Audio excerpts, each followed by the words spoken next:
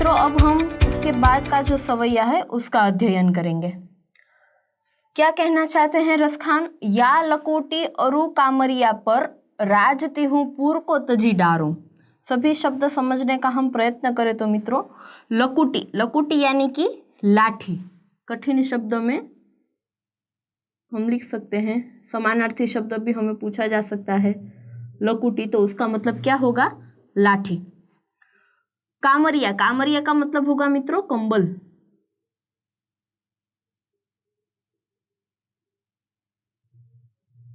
जो ओढ़ने का वस्त्र होता है उसके लिए यह शब्द प्रयोग किया गया है, कामरिया यानी कि कंबल। लकुटी कामरिया पर अगर वह मुझे मिले तो मैं राज ती हूँ यानी कि तीन, पूर यानी कि तीन लोक को तजी, तजी यानी कि छोड़ दूं।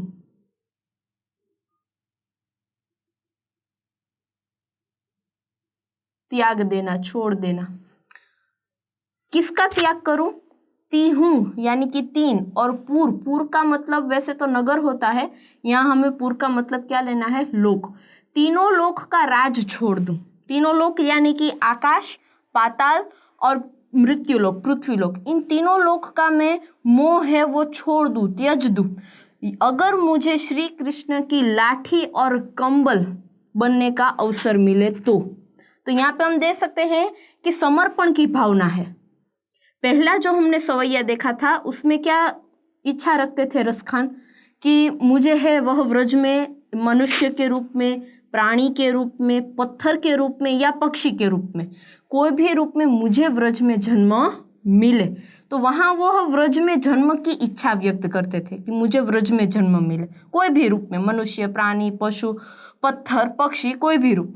और दूसरे सवैये में रसखान क्या समर्पण की भावना बता रहे हैं। हम चारों चार पंक्तियां में देखेंगे कि वह कुछ पाने के लिए कुछ भी छोड़ने को तैयार है। यदि उन्हें सामान्य सी लाठी और कंबल का अवसर बनने को मिले, लेकिन किसकी? श्री कृष्ण की, तो ये सामान्य से विशिष्ट हो गया, तो वह अपने तीनों राज को छोड़ने के लिए तैयार है। यदि उन्हें आकाश, पाताल, पृथ्वीलोक मिले तो वह सारे राजपाट छोड़ने के लिए, तजने के लिए वो तैयार है, अगर बदले में उन्हें लकुटी और कंबल बनने का अवसर मिले।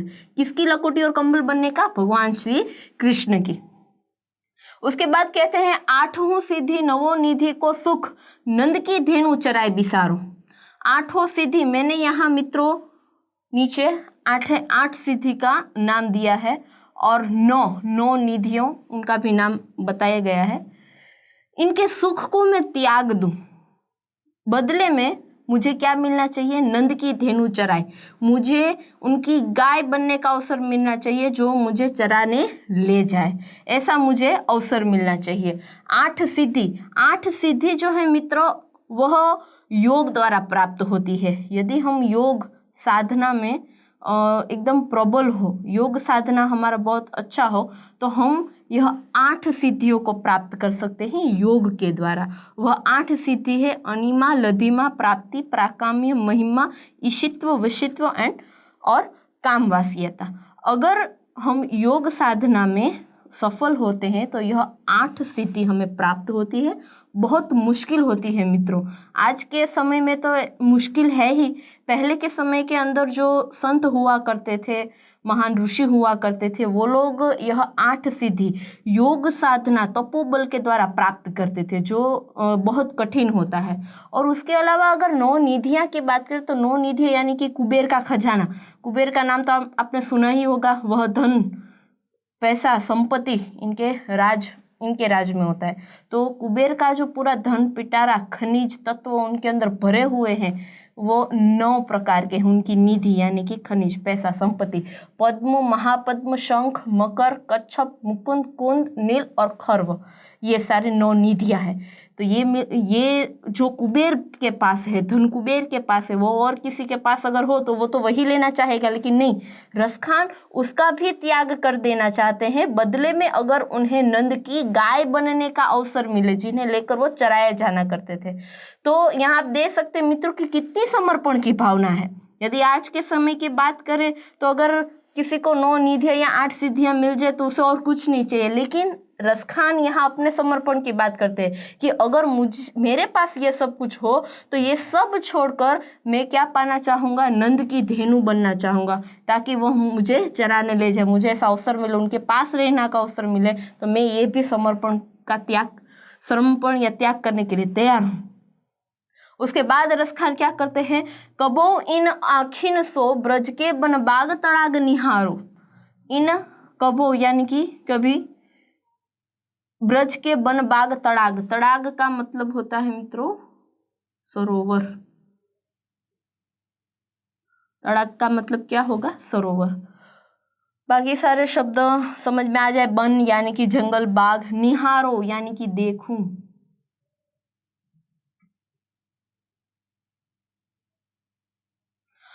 अगर मुझे मौका मिले तो मैं अपनी इन आंखों से कभी भी, अपने जीवन के दौरान कभी भी, अगर मुझे व्रज के वन, बाग, सरोवर देखने को मिले तो उसके बदले में मैं कौन सा समर्पण करने के लिए तैयार हूं, कोटि कहूं कलधोत।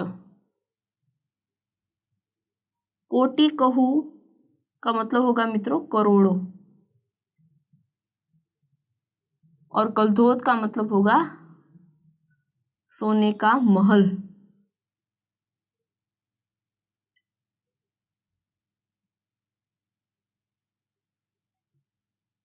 करील, करील का मतलब होता है मित्रों कांटियों वाला। कांटे जो होते हैं वह कांटियों वाला प्रदेश, उसके लिए करील का उपयोग किया जाता है, कांटियों वाला प्रदेश। और वारो यानी कि न्योछावर हो जाऊं।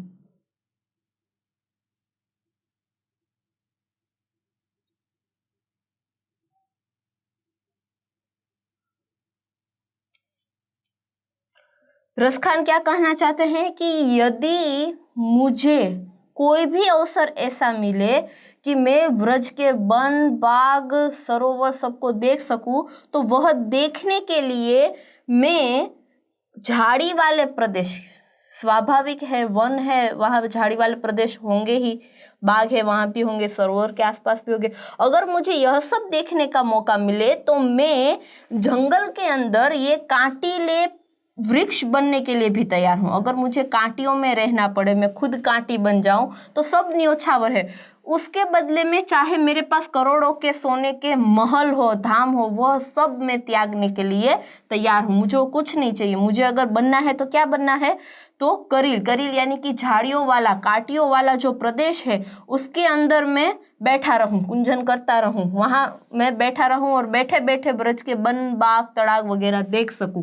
उसके बदले में क्या न्योछावर है, वारो यानी कि क्या न्योछावर है, तो मेरे करोड़ों के अगर राजमहल मेरे पास हो, सोने के महल मेरे पास हो, तो वह सभी त्यागने के लिए मैं तैयार हूं, ऐसा कहना चाहते हैं रसखान। उसके बदले में चाहे मुझे झाड़ियों वाले प्रदेश में रहना पड़े, कांटियों वाले प्रदेश में रहना पड़े, तो वह भी मुझे मंजूर है। तो रसखान जो है यहाँ अपनी समर्पण की भावना दिखाते हैं कि वह श्री कृष्ण की ऐसी अनन्य भक्ति के लिए कुछ भी त्याग करने को तैयार है। यदि बस एक मौका उन्हें श्री कृष्ण की लकुटी या लाठी बनने को मिल जाए, कंबल चाहे वो बन जाए, चाहे उन्हें बदले में तीन लोक के राज न्योछावर कर देने पड़े, छोड़ देने पड़े, तो उन्हें कोई गम नहीं है।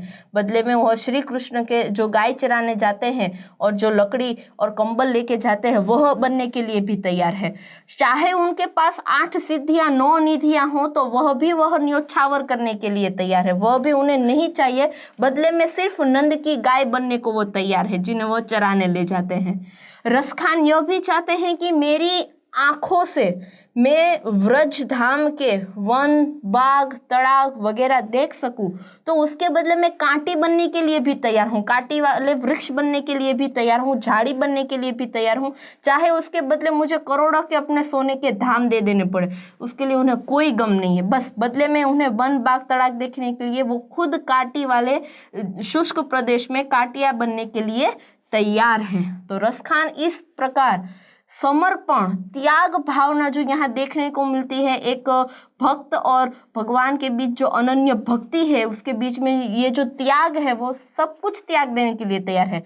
आज के ज़माने में अगर किसी के पास करोड़ों के सोने के महल हो या फिर 8 सिद्धियां 9 निधियां हो, 3 राज हो, तो कुछ भी छोड़ने के लिए तैयार नहीं होंगे। और रसखान यह सब तो छोड़ने के लिए तैयार है। बदले में सिर्फ उन्हें श्री कृष्ण की अनन्य भक्ति चाहिए। सामान्य से सामान्य छोटी सी छोटी चीज बनने के लिए वह तैयार है, चाहे वो काटिले वृक्ष हो, चाहे वो गाय हो, चाहे वो लकुटी या कामरिया हो, वह कुछ भी बनने के लिए तैयार है। बदले में वह अपना सारा भोग विलास सुख त्याग देने को तैयार है। इनको बस भक्ति चाहिए, भक्ति का सुख इन्हें प्राप्त करना है। तो रसखान जो है उनकी समर्पण त्याग की भावना हमें यहाँ देखने को मिलती है। तो मित्रों बस यही ब्रज बोली के थोड़े बहुत ऐसे शब्द है जो हमें याद रखने हैं। तो यह याद रखने से आपको यह जो सवैया है वह बहुत अच्छी तरह से समझ में आ जाएगा। और ये 8 सिद्धि और 9 निधियाँ जो है मित्रों, उनके नाम आप नोट डाउन कर लीजिएगा। ये नाम जो है वह आप अपनी नॉलेज के लिए, ठीक है, जब हमें कोई प्रश्न का उत्तर देना है तो आप सिर्फ 8 सिद्धियाँ 9 निधियाँ इतना लिख सकते हैं, लेकिन सिर्फ जो हमारे पुस्तक के अंदर है उसका मतलब क्या होता है वह जानने के लिए मैंने आपको यहाँ जानकारी दी हुई है।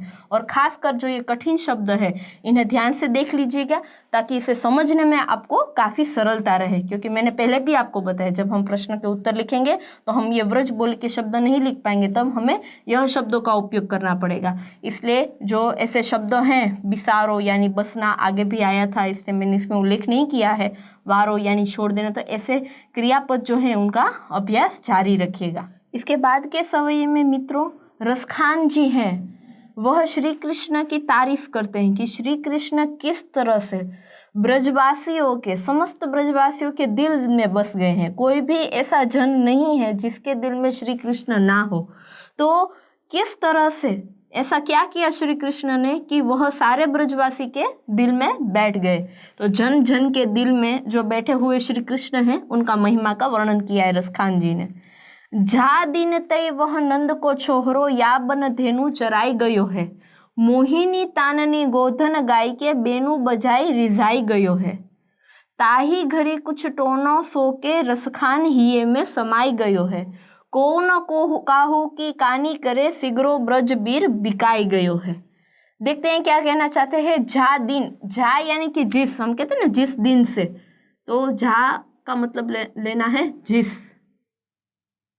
और दिन यानी कि दिन से, जिस दिन से ताय वह, ताय यानी कि श्री कृष्ण ने वह नंद को छोरो, नंद का छोरो, छोरो यानी कि लड़का,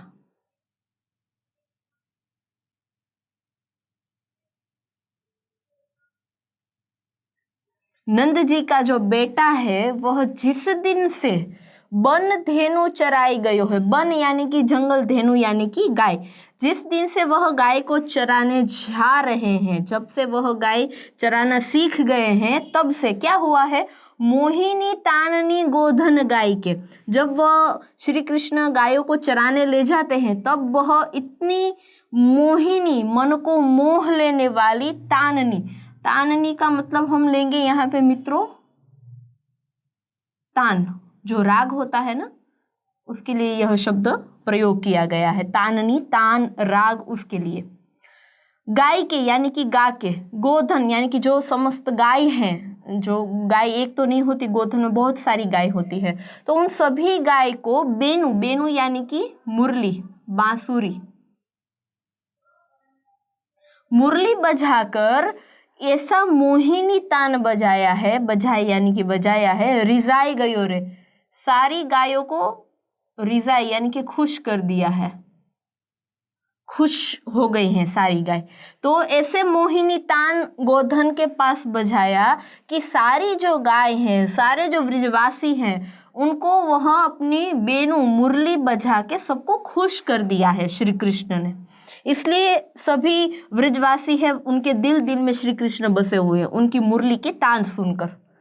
ताही घड़ी कुछ टोना सोके, ऐसा लगता है कि जैसे कोई टोना कर दिया हो, टोना यानी कि कोई जादू कर दिया हो, अपने मुरली के स्वर से मान लो ताही इसलिए कि उन्होंने, श्री कृष्ण ने मानो कोई घड़ी, कुछ घड़ी के लिए ऐसा जादू टोना कर दिया है सो के सबके मन में रसखान ऐसा करे हिये में समाई गयो रे, हिये में यानी कि हृदय में समाई गयो रे, सारे सबके हृदय में उन्होंने स्थान बना लिया। समाई गयो मतलब कि मन में स्थान बना लिया। ऐसा उन्होंने जादू टोना कर दिया घड़ी कुछ समय के लिए अपनी मुरली बजाकर कि सभी ब्रजवासी के हृदय में वह बस गए, समा गए। को न काहो कि कानी करे, को यानी कि कोई भी,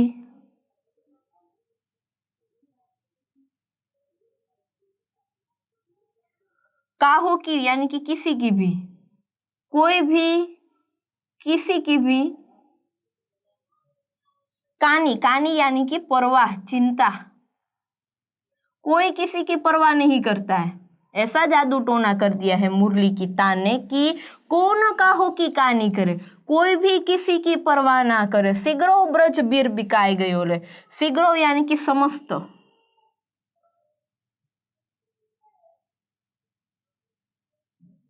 समस्त ब्रज गांव है वह बिका गया है, खरीद लिया है श्री कृष्ण ने। बिका गया है मतलब कि सब जो है श्री कृष्ण के तान में घुल गए हैं। श्री कृष्ण की जो, जब से श्री कृष्ण ने गायों को चराना सिखाया है, जब से श्री कृष्ण अपनी मोहक मुरली बजाकर अपने तान से समस्त ब्रजवासी, समस्त गोधन को खुश कर दिया है, तब से जानो कि कोई टोना टुचका हो गया है, कोई जादू हो गया हो। ऐसे श्री कृष्ण ने सभी ब्रजवासियों के मन में एक स्थान बना लिया है, सबको खुश कर दिया है। इतना खुश कर दिया है कि कोई किसी के बारे में नहीं सोच रहा, सिर्फ श्री कृष्ण दिखते हैं उन्हें, कोई किसी की परवाह नहीं करता। समस्त ब्रजवासियों को जैसे कि बिकाता हुआ ले लिया हो, खरीद लिया हो श्री कृष्ण ने। ऐसा जादू श्री कृष्ण का छा गया है कि वह समस्त ब्रजवासी के दिल में बसे हुए, जन जन के दिल में बसे हुए हैं। ऐसे उन्होंने अपने तरीकों से गायों को चराकर, मुरली बजाकर सभी पर जाने कोई जादू कर दिया हो। ऐसा समस्त ब्रजवासियों के दिल में स्थान बना लिया है, सबको उन्होंने खरीद लिया है। ऐसा लगता है जैसे समस्त ब्रजवासी बिक गए, किसी को कोई की परवाह नहीं, सिर्फ श्री कृष्ण की। तो मानो कि समस्त जो ब्रज है वह बिकाई गयो है, यानी कि बिक गया है। तो श्री कृष्ण जो है उनकी ऐसी भक्ति, वह रसखान भी पाना चाहते हैं। कहते कि कैसे श्री कृष्ण ने अपनी जगह बनाई है सबके हृदय के अंदर, कितनी प्रेम भावना भरी हुई है, यह हमें इस सवय के अंदर हम देख सकते हैं। उसके बाद मित्रों चौथे सवय हमें बताया गया है पवित्र प्रेम की झलक। सभी बात हो गई कि कैसे ब्रिजवासी है उनके हृदय पर श्री कृष्ण ने अपना स्थान बनाया है, कैसे जो है रसखान जी अपना समर्पण त्याग भावना दिखाते हैं। ये बात आ गई यहाँ पर गोपियों की। जो गोपियों हैं उनका श्री कृष्ण के साथ जो पवित्र प्रेम है उसकी झलक हमें यहाँ देखने को मिलती है। क्या बात करते हैं, मोर पखा सिर ऊपर राखियो गूंज की माला गरे पहिरूंगी। गोपी जो है यह बात करती है, गोपियाँ आपस में बात करती हैं। यह वर्णन है कि सिर पर, जैसे श्री कृष्ण अपने सिर पर मोरपंख रखते हैं, वैसे ही मैं भी अपने सिर ऊपर मोरपंख राखियों यानी कि रखूंगी।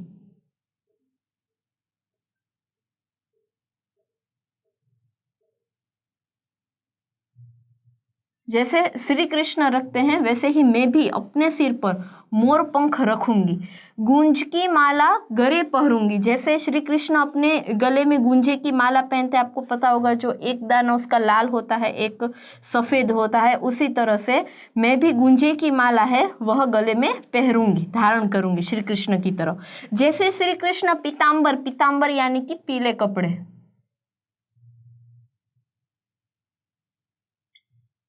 पीले वस्त्र, जैसे श्री कृष्ण पीले वस्त्र ओढ़े यानी कि पहनते हैं।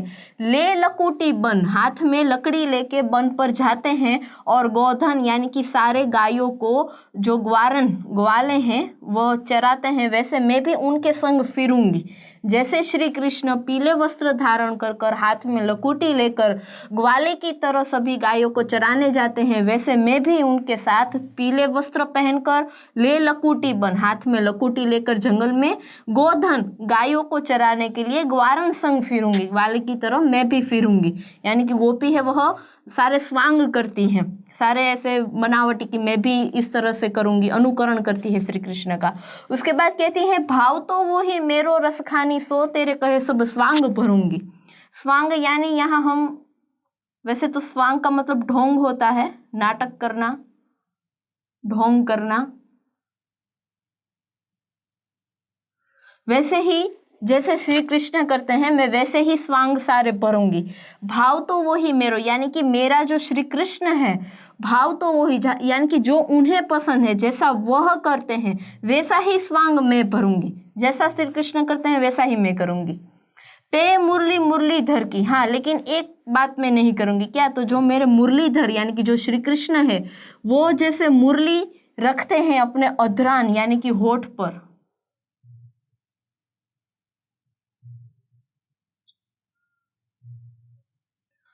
वैसे मैं न धरूंगी, मैं अपने होठों पर धरूंगी, न मतलब कि नहीं धरूंगी। क्यों? क्योंकि यहाँ ऐसा कहने का मतलब है कि अगर मुरली को मैं अपने होठों पर धरूंगी तो वह झूठी हो जाएगी।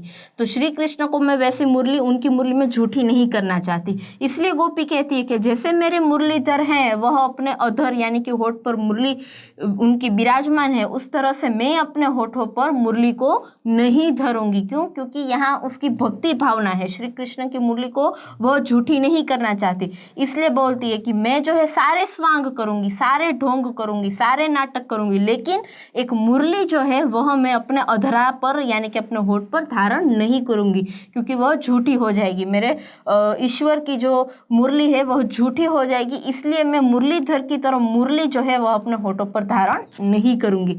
तो इस तरह से रसखान जी जो है वो चौथे सवैये में अपने गोपियों की जो पवित्र प्रेम की भावना है वह व्यक्त करते हैं कि मोर पंखा सिर पर धारण करेंगी, गूंजे की माला गले में पहनेंगी, श्री कृष्ण की तरह पीले वस्त्र धारण करेंगी, हाथ में लकुटी लेंगी, जंगल में ग्वालों के संग गायें भी चराने जाएंगी। जो कुछ भी पसंद है, भाव तो यानी कि जो कुछ भी पसंद है वो ही, यानी कि श्री कृष्ण को, मेरे श्री कृष्ण को जो भी पसंद है वह सारे स्वांग में करूंगी, लेकिन मेरे मुरलीधर जैसे मुरली धारण करते हैं अपने होठों पर वह मैं ना धरूंगी। तो इस तरह से रसखान जी जो हैं वह गोपियों का जो प्रेम है श्री कृष्ण के प्रति वह भी अपने शब्दों में व्यक्त करते हैं, पवित्र प्रेम की झलक व्यक्त करते हैं। तो प्रस्तुत सवैये में रसखान जी जो है वह व्रज में पहले सवैये के अंदर जन्म की भावना की बात करते हैं, दूसरे सवैये के अंदर समर्पण की भावना कि वह व्रज में कुछ बनने के लिए, उसके बदले में कुछ भी त्यागने के लिए तैयार है। पूरे जन जन ब्रजवासी सभी के मन में श्री कृष्ण का स्थान, और अंत में गोपियों का श्री कृष्ण के प्रति जो पवित्र प्रेम है उसकी झलक हमें सवैये में देखने को मिलती है। तो इस प्रकार रसखान जी अपनी अनन्य भक्ति, प्रेम, श्रृंगार, सौंदर्य व्रज बोली के अंदर प्रस्तुत करते हैं।